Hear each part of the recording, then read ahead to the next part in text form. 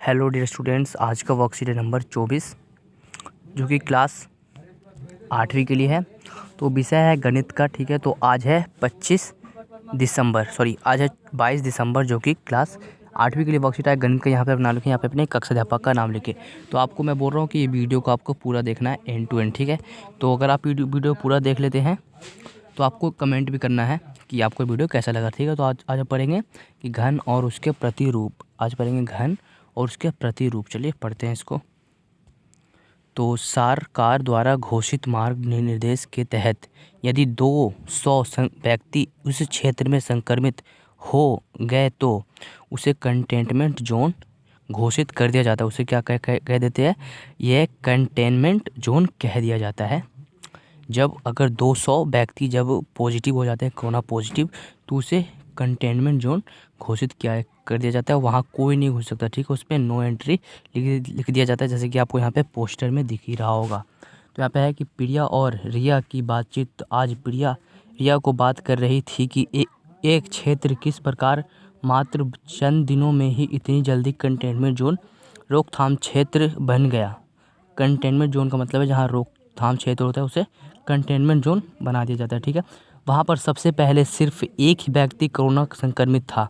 पहले कितने व्यक्ति थे? एक ही संक्रमित थे, परंतु कोरोना मरीजों की संख्या दिन प्रतिदिन एक विशेष पैटर्न के रूप में लगातार बढ़ने लगी। मतलब कि कुछ पैटर्न होगा, जैसे कि 3, 7 इस तरह से बढ़ते बढ़ते जहाँ तक 200 अगर लोग पहुँच गए, 201 या सिर्फ 200 हो गए, तो उसे कंटेनमेंट जोन घोषित कर दिया जाता है कि यहाँ 200 व्यक्ति मतलब कोरोना पॉजिटिव मिल गए, तो इसे कंटेनमेंट जोन घोषित कर दिया जाता है सरकार के द्वारा। ठीक है, तो आगे देखते हैं क्या है वर्कशीट में। तो यहाँ पे आपको दिखेगा कि यह पैटर्न कुछ इस तरह से था। जो इधर पैटर्न था लगातार, मतलब कि पहले एक दिन था, फिर कुछ लगातार करते करते वो सब 200 से पार पहुँच गए। तो उस पैटर्न को क्या कहते हैं? चलिए देखते हैं कि पहले दिन मतलब कि एक दिन में व्यक्ति संक्रमित हुआ, मतलब कि एक दिन में एक व्यक्ति संक्रमित हुआ। ठीक है, अब यहाँ बताया क्या गया देखते हैं। तो अब देखते हैं यहाँ पे है दूसरे दिन। तो दूसरे दिन में जितना अगली दो क्रमगत विषम संख्याओं का योग होता है उतने व्यक्ति संक्रमित हुए। मतलब पहले एक थे, फिर उसमें कोई विषम संख्या, मतलब विषम संख्या होता है, जैसे कि 1, 3, 5, 7, 9, 9, 11। ये तो आपको पता होगा विषम संख्या किसे कहते हैं। तो इसी तरह से दो विषम संख्याओं का योग होता है तो उतने लोग संक्रमित हो गए अगले दिन। ठीक है, अब देखते हैं तीसरे दिन। तीसरे दिन में जितना अगली 3 संक्रमित क्रमागत विषम संख्याओं का योग होता है उतने व्यक्ति संक्रमित हुए। तो हम इसके बारे में बताएंगे कि ये किस किस प्रकार से क्रमागत यानी कि विषम संख्याओं के साथ संक्रमित होते गए, आगे आगे बढ़ते गए।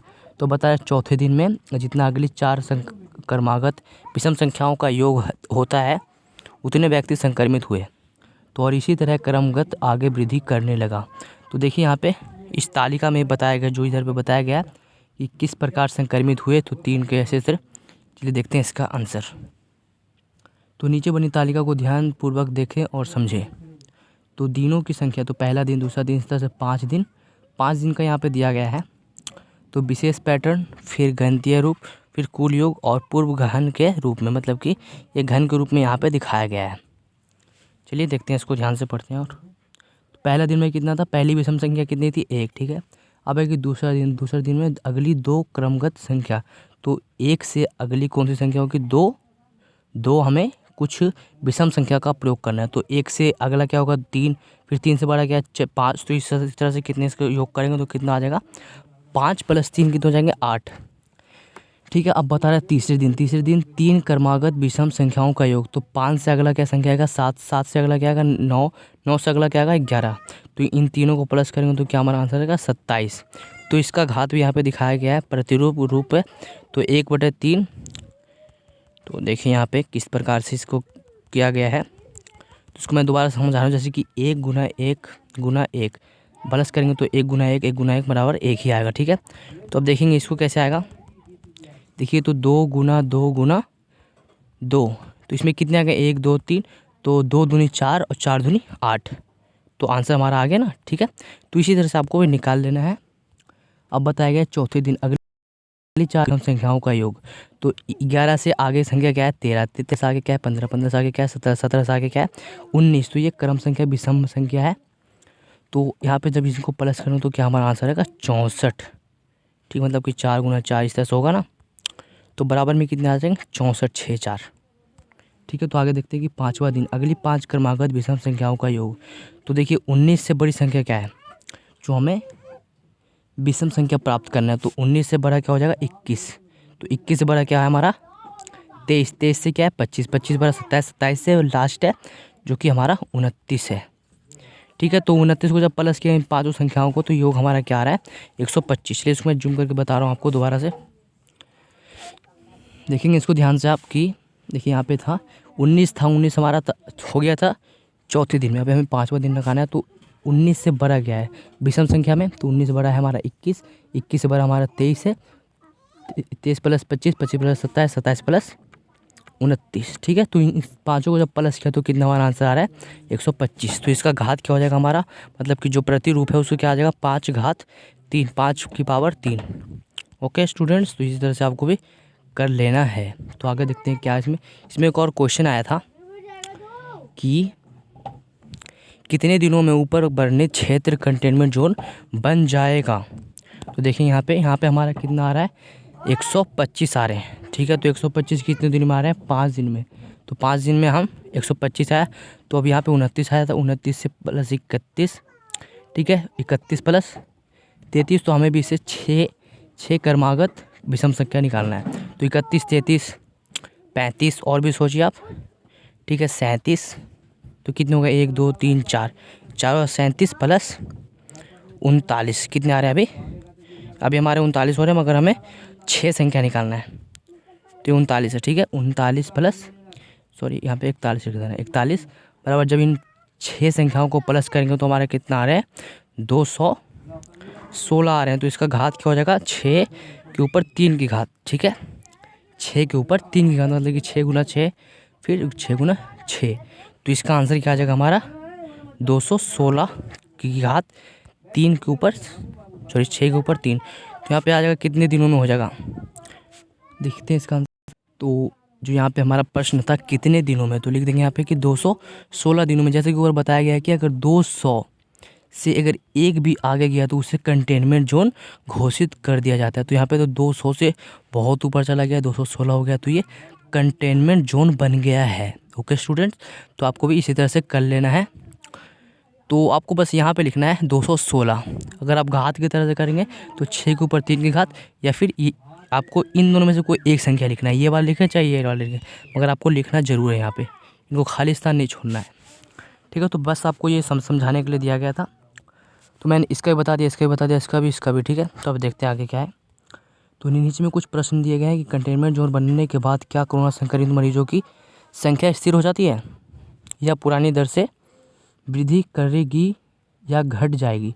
अपने दिए गए उत्तर का कारण भी बताइए। तो यहाँ पे पूछ रहा है कि जो संक्रमित व्यक्ति है, जैसे यहाँ ऊपर में हो गया था, चलिए हम 125 का ही एक उदाहरण ले लेते हैं। 125 नहीं, हमारा टोटल हुआ था 6 दिनों में हो गया था कितने 216। अगर 200 से ऊपर गया तो वो कंटेनमेंट जोन हमारा बन जाता है। तो वो कंटेनमेंट जोन में देखिए, कंटेनमेंट जोन में ये 216 लोग बंद है। ठीक है, मतलब कि उनको मरीज घोषित कर दिया गया कि ये कंटेनमेंट जोन से बाहर नहीं जाएंगे। ठीक है, तो अगर ये बाहर नहीं जाएंगे तो और लोग संक्रमित नहीं होंगे, अगर नहीं होंगे तो और कंटेनमेंट जोन की संख्या स्थिर हो जाएगी, मतलब कि वो घट जाएगी तो वो सही रहेगा। ठीक है, तो इसका आंसर हो जाएगा 216, मतलब कि वो घट जाएगी। तो इसका लिखना है कि अपने दिए गए उत्तर का कारण भी बताएं। तो हमें अब कारण बताना है, तो लिख देना है कि घट जाएगी, फिर अब कारण लिखते हैं हम। तो ये है उसका उत्तर जो पूछा गया था कि कंटेनमेंट जोन क्यों बन जाएगा, उसका कारण भी लिखेंगे तो वो घट जाएगा। जैसे कि कंटेनमेंट जोन बनने के बाद कोरोना मरीजों की संख्या घट सकती है, क्योंकि कोरोना के मरीज अपने घरों में बंद हो जाएंगे, जिससे कोरोना वायरस नहीं फैलेगा तथा दूसरे लोगों को संक्रमित नहीं करेगा। ठीक है, तो यही हमारा कारण हो जाएगा। तो आंसर हमने बता दिया कि घट जाएगी। आंसर क्या था हमारा कि घट जाएगी वो, मतलब कि लोग आगे संक्रमित नहीं होगा। ठीक है, जितने थे उतने ही रहेंगे और क्या पता उनमें से कोई ठीक भी हो जाए। ठीक है, तो मगर 216 लोग अगर घर में कैद है तो वो इधर उधर कहीं नहीं जा पाएंगे, जिससे कि जो अन्य लोग हैं जो बाहर घूम रहे हैं, जो भी लोग हैं, तो वो उनके संक्रमित यानी कि उनके प्रभाव से संक्रमित नहीं हो पाएंगे, तो वो भी बीमार नहीं होंगे। तो क्या आंसर आएगा कि वो घट जाएंगे। ठीक है, तो कारण भी हमने बता दिया और इसका फुल सॉल्यूशन बना दिया है। ठीक है, तो आपका भी एक काम बनता है कि चैनल को सब्सक्राइब करना है बस, और आप कुछ नहीं करना है। अगर सब्सक्राइब कर रखा है तो थैंक यू, अगर नहीं किया है तो थैंक कर दें, और चैनल को सब्सक्राइब ना करना ना भूलें। तो डियर स्टूडेंट्स, तो अब देखते हैं प्रश्न नंबर 2 कि अपने आप के अनुसार सरकार को कितने व्यक्तियों को संक्रमित होने के बाद उस क्षेत्र को कंटेनमेंट जोन घोषित करना चाहिए। तो जैसा कि सरकार ने ऊपर किया था कि 200 लोग अगर संक्रमित हो जाते हैं तो वो कंटेनमेंट जोन बन जाता है। तो आपके हिसाब से आपके अनुसार सरकार को कितनी व्यक्तियों को संक्रमित होने के बाद कंटेनमेंट जोन घोषित कर देना चाहिए। तो लिख दीजिए आपके जो मर्जी में है। देखिए, अगर कम लोगों को कंटेनमेंट जोन घोषित कर देंगे तो और भी कम लोगों को कोरोना होगा। ठीक है, तो इसलिए हम लिख देते हैं 100 या कुछ भी हो, तो मैं यहाँ पे लिख देता हूँ 100। तो 100 लोगों पर कंटेनमेंट जोन घोषित कर देना चाहिए, क्योंकि अगर 100 लोग हो गए, मान लीजिए कि 100 लोग हो गए, तो वो और आगे नहीं फैल पाएंगे। ठीक है, यहाँ पे तो ऑलरेडी सरकार ने कर रखा है 200, तो ये 100 बड़ा है या 200 बड़ा, तो आप सोचेंगे कि 100 बड़ा है, तो सही बात है, ये 100 ही बड़ा है। तो 100 को ही कंटेनमेंट जोन घोषित कर देना चाहिए, ना कि 200 को। मगर कोई बात नहीं, तो यहाँ पे घोषित करना चाहिए, तो बस एक अंदाज़ा लगाना है कितने लोग। तो मैंने लिखा है 100 लोग, 100। ठीक है, तो यहाँ पे लिख देते हैं 100 लोग। ठीक है, तो यहाँ पे 100 फिर लोग लिख देंगे, लो होगा लो। ठीक है, तो अब देखते हैं प्रश्न नंबर 3।